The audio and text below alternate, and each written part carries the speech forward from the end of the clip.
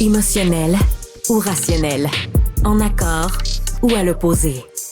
Les rencontres de l'heure.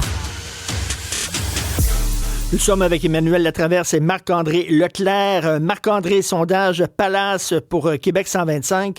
53% des répondants pensent que M. Legault, François Legault, devrait céder sa place. Écoute, je peux comprendre là, qu'il y a des gens qui ont des reproches à faire au gouvernement, qui sont déçus du gouvernement, mais de là à dire que le premier ministre devrait démissionner, est-ce qu'on est vraiment rendu là, Marc-André? Ben, faut croire, si on croit les sondages présentement, mais tu sais, oui, Palace Data, 53%, mais lorsqu'on regarde également les derniers sondages de Léger, Richard, par rapport à le taux, le pourcentage que la CAQ pourrait recueillir présentement, c'est pas très, très fort, là. Fait que clairement, c'est pas une surprise là, de voir que les gens sont insatisfaits du gouvernement. Dans le sondage Palace, au-delà de la question du 53%, il y a 63% des gens qui se disent insatisfaits du gouvernement.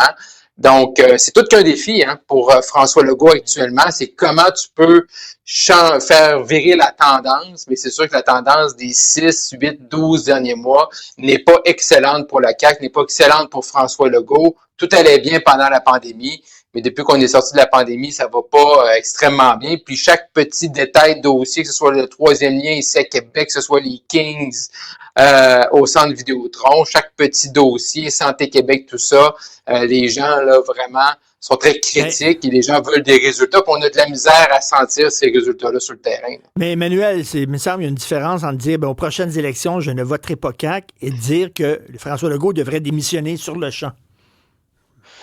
Oui, non, mais je pense que ça illustre un espèce de ras-le-bol là, de l'électorat. Oui. C'est aussi peut-être le risque de vouloir toujours être aimé de son électorat.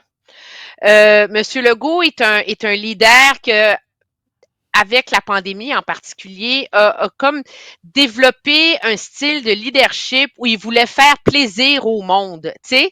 Puis il parlait au monde comme un papa parle à ses enfants, puis tu sais, c'était très paternel, très bienveillant, puis et donc à partir du moment où il y a une colère qui gronde, ben là tu peux plus retourner en arrière, tu peux pas te rabattre sur la compétence, la gestion, la gouvernance, parce que c'est un peu ça le plan du gouvernement, c'est de dire aux gens, on comprend que vous êtes en colère, on comprend que ça va mal, faites-nous confiance, tout l'investissement, toutes les réformes vont finir par porter fruit.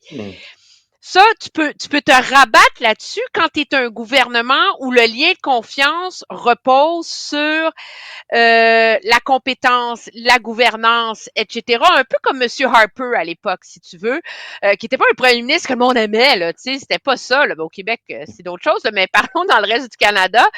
C'est pas un lien d'affection qu'il y avait avec lui, c'est un lien qu'on le jugeait assez compétent pour gérer les affaires de l'État. Monsieur Legault, lui, a basculé dans l'idée d'être aimé et adulé.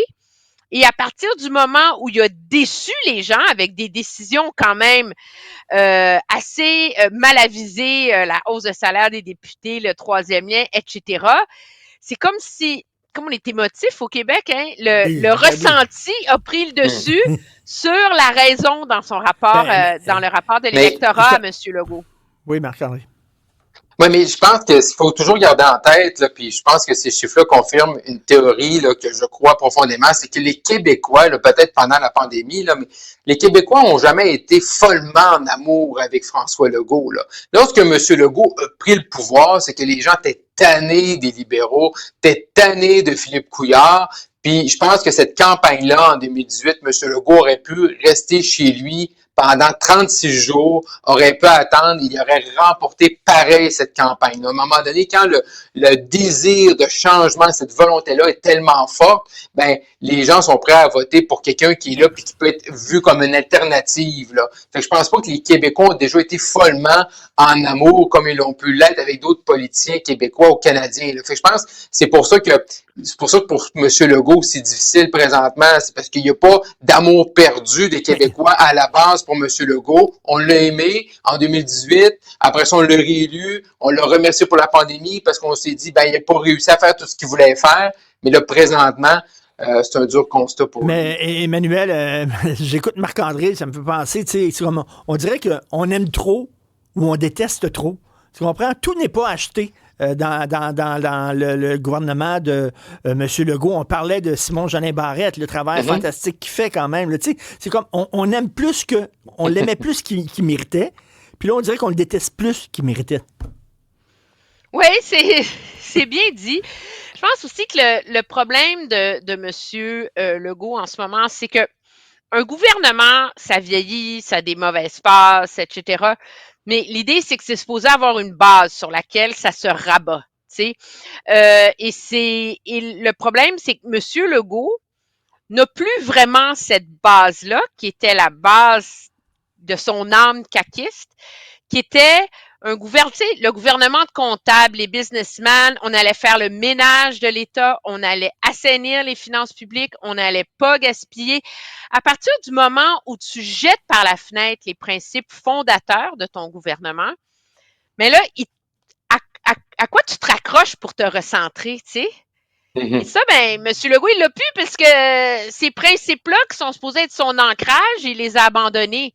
Et puis son autre principe, qui est son nationalisme, il a pris le char puis il l'a rentré dans un mur. Fait que là, c'est comme difficile à un moment donné de se trouver une poignée autour de laquelle rebondir. Puis entre toi puis moi, miser sur un fonctionnement plus cohérent ou plus efficace du réseau de la santé, je veux dire, ça, c'est prendre un gros risque, là.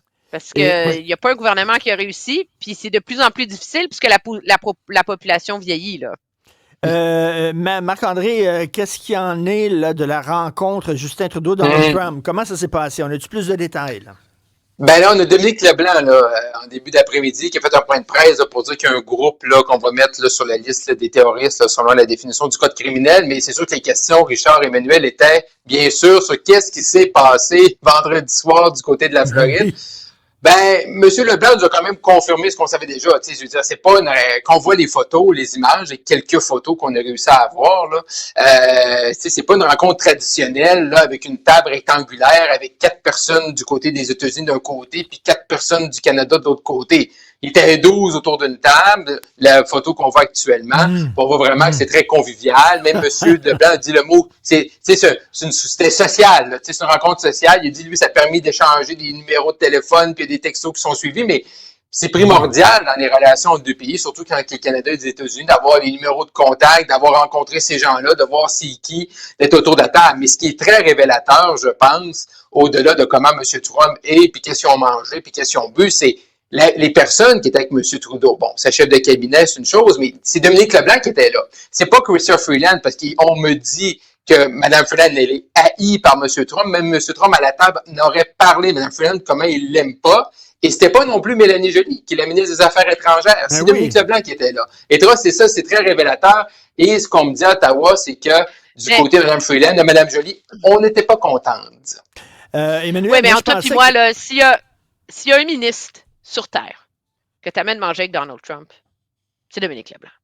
Okay? Non, c'est sûr. Je veux dire, il est pas élitiste, c'est l'anti-woke de ce gouvernement-là. Il a un entre-gens extraordinaire, il est capable de parler business, il est capable de faire bin sur le bras, il est comme un élastique social capable de s'adapter à n'importe quelle situation, dans la mesure où Mme Freeland a eu, à cause de tous les affrontements là, de la renégociation de l'ancien accord de libre-échange, on oublie ça, aller manger avec Donald Trump, c'est un très bon pari.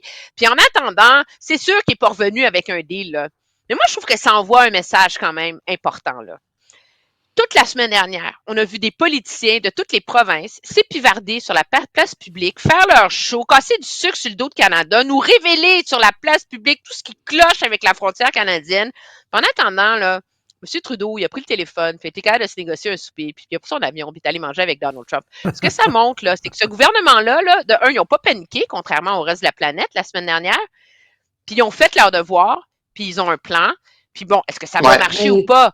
Je le sais pas, mais il y a un professionnalisme dans l'exécution qui mérite quand même d'être souligné pour une fois, parce qu'il n'y a pas grand-chose que le gouvernement fait en ce moment qui va bien. Oui, mais Emmanuel, ils l'ont bien réussi. On s'entend, Emmanuel, sur un beau coup d'être allé vendredi soir du côté de la Floride pour M. Trudeau, ça c'est sûr et certain. Mais quand même, il s'est réveillé un peu tard à réunir les premiers ministres provinciaux, 3 semaines après l'annonce de M. Trump.